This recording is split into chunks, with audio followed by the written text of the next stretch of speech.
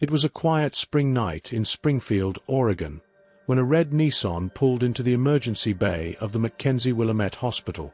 Inside the car were 3 children. All of them had been shot.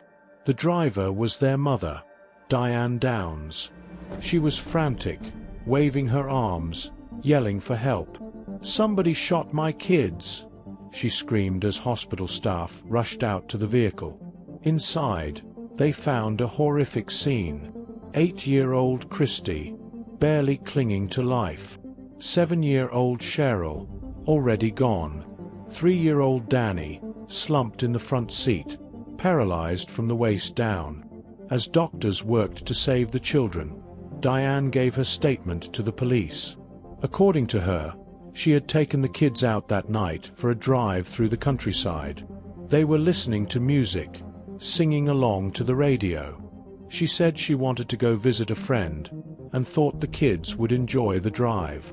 On the way back, they stopped to admire the moonlight. That's when, according to Diane, a bushy-haired stranger flagged her down in the middle of the road. She said he stepped in front of the car with a gun, demanded her keys, and then, without warning, opened fire on the children. She claimed to have struggled with him, then managed to jump back in the car and speed away to the hospital, all while bleeding from her own gunshot wound to the arm. The story was horrifying. The public was outraged, and the media picked it up almost immediately. A mother fighting off a carjacker to protect her kids? It was front-page material. But within days, something began to unravel. Police noticed it first in Diane's tone. During follow-up interviews, she seemed oddly calm, detached, smiling at strange moments. She went on tangents. She laughed. She talked more about her car than her kids, more about the attack than the aftermath. When asked what her first thought was after the shooting, she replied, "I thought, man, this is going to ruin my new car's upholstery." Then there was the wound itself. Diane had been shot in the left arm, but it was superficial, and in an area difficult to reach in a struggle with someone else. It looked self-inflicted. Her timeline didn't match either. Medical staff noticed that the children's injuries were consistent with a delayed arrival, meaning they had been shot earlier than Diane claimed. There was no blood spatter on the driver's side, no evidence of a struggle, and Diane wasn't crying, not even after being told her daughter Cheryl had died. Suspicion began to grow. Detectives obtained a search warrant and examined Diane's home. Inside, they found a .22 caliber shell casing, the same caliber used in the shooting. But Diane said she didn't own a gun. Friends told a different story. One by one, inconsistencies piled up. When the police recreated the route she claimed to have driven, the timing didn't make sense. Her explanation of this stranger was vague. She couldn't recall details about him. His voice, his clothes, his face. And most telling of all, there were no footprints near the scene. No signs of another person.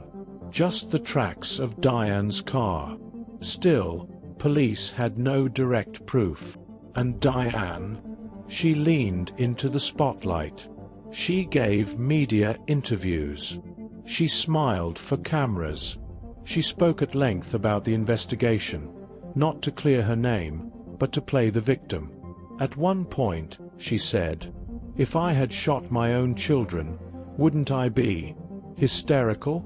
To many, her behavior was disturbing. But for investigators, it was something else. It was motive. Because Diane Downs had a secret. One that would soon explain everything. As investigators struggled to piece together what had really happened that May night, there was one person who might have known the truth. 8-year-old Christy Downs. She had been shot in the chest. Her lungs were damaged. Her vocal cords weakened. For days, she lay in a hospital bed fighting for her life, unable to speak. Doctors weren't sure she would survive, much less talk again.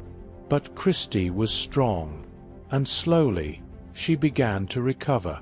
Detectives and doctors waited patiently, carefully. No one wanted to push her, but they knew, if Christy remembered what happened, she could be the key witness. Meanwhile, Diane Downs was anything but quiet. She appeared on television, gave interviews, and basked in the attention. She spoke about the trauma, the attack, the media. She cried on cue. But to those watching closely, something felt off. In one TV interview, she said, "You can't replace children, but you can replace the effect they give you." That line sent chills down viewers' spines. Back at the hospital, Christy was progressing. Nurses noted that she seemed anxious whenever Diane visited. Her heart rate spiked. She would tremble. Eventually, doctors made a decision. Diane would no longer be allowed to see her daughter. Christy needed to heal, in body and in mind. And then, slowly, she began to talk. Investigators gently asked her questions. Simple ones at first. About the drive, the music, the moonlight. Christy nodded. She remembered. They asked about the man in the road. The stranger her mom said had shot them. Christy paused. Then she shook her head. There was no stranger. They asked again carefully, "Who shot you, Christy?" She whispered, through cracked lips, "My mom." Those two words changed everything. Police now had confirmation from a living victim. Not just suspicion. Not just forensics. They had a child, wounded, traumatized, pointing directly at her own mother as the shooter. And it didn't stop there. Christy told them Diane had pulled over the car. That there was no one on the road. That Diane stepped out of the vehicle, walked around, and began shooting into the back seat. She remembered her sister Cheryl slumping over. She remembered the sound, the pain, the panic. She also remembered Diane calmly driving to the hospital after the shooting. Not speeding, not frantic. Just driving. Danny, the youngest, was paralyzed from the waist down and couldn't speak much at that age. But his body told its own truth. He had been shot in the back. There was no possible way for that to happen in a struggle with an outside attacker. Diane's story was collapsing. And then, prosecutors uncovered something even darker. Diane had been writing letters, journaling, and in those entries she talked about a man, a former lover who didn't want children. She described how much she missed him, how much she wanted him back, how the kids were an obstacle. This man had broken off the relationship because he didn't want to be a father. Diane, obsessed with him, had made a chilling decision. Remove the obstacles. The motive was there. The means were clear. And now, the witness had spoken. In February 1984, nearly 9 months after the shooting, Diane Downs was arrested and charged with 1 count of murder and 2 counts of attempted murder. Her trial would begin just weeks later. And the star witness? Her own daughter. In the spring of 1984, the case of Diane Downs went to trial, and the courtroom in Lane County, Oregon, was packed. Journalists lined the aisles. Locals waited outside hoping for a seat. The woman who had once been portrayed as a victim was now the accused. Her crime, shooting her 3 children, killing one, and nearly killing the other 2. The prosecution didn't just want to prove guilt. They wanted to show the jury something deeper, something that couldn't be captured by crime scene photos or ballistic reports. They wanted to show intent. And for that, they had a witness no one could ignore. 8-year-old Christy Downs. Still recovering from her injuries, Christy took the stand, nervous, quiet, and fragile. Her presence alone moved the courtroom. Her small voice, halting but clear, confirmed what investigators already knew. "My mom shot us." She recounted the night of the shooting, the moment Diane pulled over, the flash of the gun, the pain, the confusion, and then silence. Jurors were visibly shaken. Reporters in the room said there wasn't a dry eye in the building. The defense had little room to counter. They tried to undermine the forensics, question the timeline, float the original bushy-haired stranger theory. But it all fell apart under cross-examination. The forensic evidence was damning. There was no trace of an intruder at the scene. The trajectory of the bullets indicated the shooter was inside the car. Diane's wound, superficial, and consistent with a self-inflicted shot. Her reaction at the hospital? Calm, odd, performed. Then came the journals. The prosecution read excerpts aloud. Diane had written about a man she loved, one who didn't want kids. She expressed her frustration at being tied down. One entry read, "I'd give anything to be free. Totally free." The message was clear, and if there was any doubt left, the prosecution brought in Diane's behavioral interviews. She had gone on camera before the trial. In one now infamous clip, she reenacted the shooting, laughing, flipping her hair, and smiling as she recalled the bushy-haired man pointing a gun at her children. It didn't play like trauma.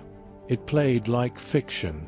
One psychologist later said it was the most disturbing display of emotional detachment they had ever seen from a mother discussing the murder of her own child. The prosecution described Diane as a classic narcissist, someone incapable of genuine empathy, driven by impulse and self-interest. She didn't cry for her children. She cried for herself. Her defense? That the media had poisoned public opinion, that she had been misinterpreted, that the real killer was still out there. But the jury didn't buy it. After weeks of testimony, powerful evidence, and Christie's devastating account, the verdict was unanimous. Guilty. Diane Downs was convicted of murder of her daughter Cheryl, attempted murder of Christy and Danny, assault in the first degree. The sentence: life in prison plus 50 years, with no possibility of parole for 25 years. But even after the trial ended, Diane wasn't done shocking the world. Just weeks after her conviction, news broke that she was pregnant. While out on bail during the investigation, Diane had become involved with a local man and conceived a child. Many believed it was a calculated move to gain sympathy, to rebuild a public image, or perhaps to replace the children she had tried to kill. That child, a baby girl named Rebecca, was later adopted by another family and would grow up to search for the truth about her biological mother. But that's a story for another act. After her conviction in 1984, Diane Downs was sent to the Oregon Women's Correctional Center to begin serving her life sentence plus 50 years. But if anyone thought prison would silence her, they were wrong. Behind bars, Diane remained manipulative, performative, and obsessed with public perception. She gave multiple interviews to national news outlets, including a notorious 1987 prison sit-down where she still denied everything. When asked about her daughter Christy testifying against her, Diane said, "I didn't shoot my kids. I couldn't. I loved them more than anything." She claimed the bushy-haired man was real, that she was framed, and that the justice system had failed her. Her effect was flat, her gaze cold.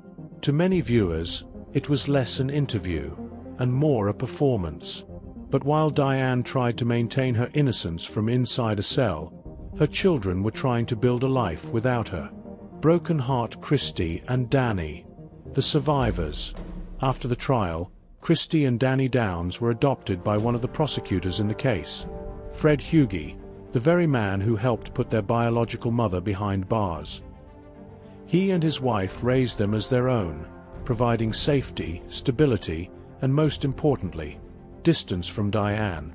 Christy, who had nearly died from the gunshot wound, would later grow into a strong, private woman. In adulthood, she chose to keep a low profile, never giving interviews and refusing to publicly relive the trauma. But court records confirm she thrived. She graduated, started a family, and found peace where there once was only fear. Danny, permanently paralyzed from the waist down, also moved forward with his life, despite the unimaginable pain of knowing that the person who put him in a wheelchair was his own mother.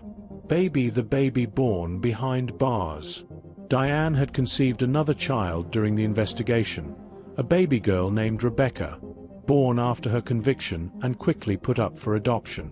That girl would grow up under a different name, Rebecca Babcock. For most of her early life, she had no idea who her birth mother was. But in her teenage years, after uncovering her adoption papers and doing her own research, she discovered the truth. Her biological mother was a convicted child killer. The realization was devastating. Years later, Rebecca spoke publicly, something her half-siblings never did. In interviews, she described the emotional roller coaster of grappling with Diane's crimes, her own identity, and what it meant to carry her DNA. "I wanted to believe she was innocent," Rebecca once said. "But she's not. And I had to separate myself from that darkness to live my life." Hourglass Not Done parole hearings. The same story, again and again. Diane became eligible for parole in 2008, and then again in 2010 and 2020. Each time, she told the board the same story. She was innocent, the real killer was still out there, and she was being punished for a crime she didn't commit. But the board wasn't convinced. They cited her lack of remorse, failure to accept responsibility, and continued attempts to manipulate the truth. In fact, one board member said she was as dangerous today as she was the day she shot her children. Each parole request was swiftly denied.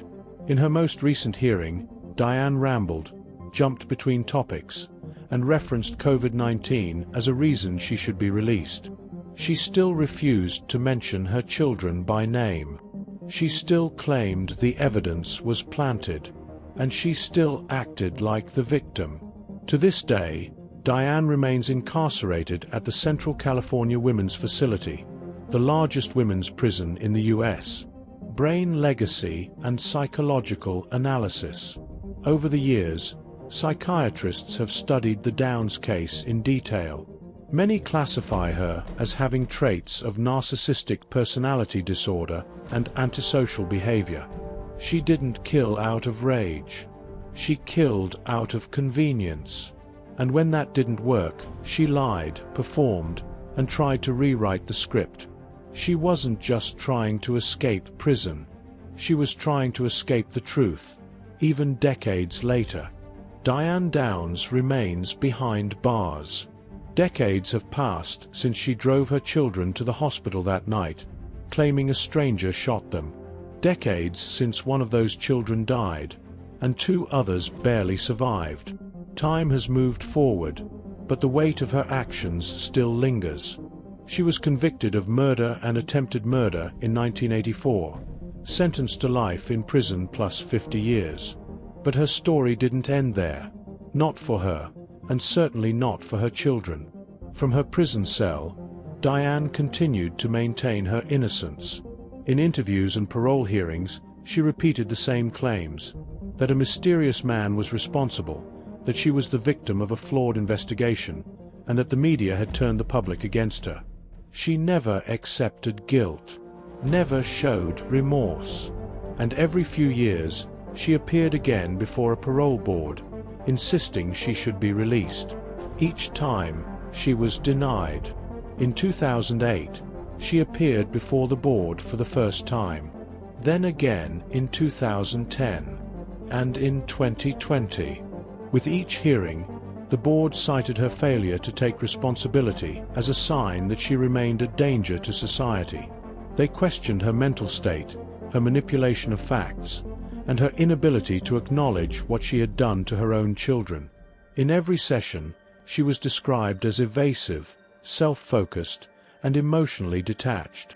But while Diane repeated her narrative behind bars, her surviving children were writing a very different story. Christy Downs, who was 8 years old when she was shot in the chest and testified against her mother in court, grew up away from the spotlight. Adopted by the lead prosecutor, she was raised in a safe, private environment with her brother Danny. Despite the trauma of her childhood, Christy found a way to rebuild her life, quietly, away from headlines and interviews.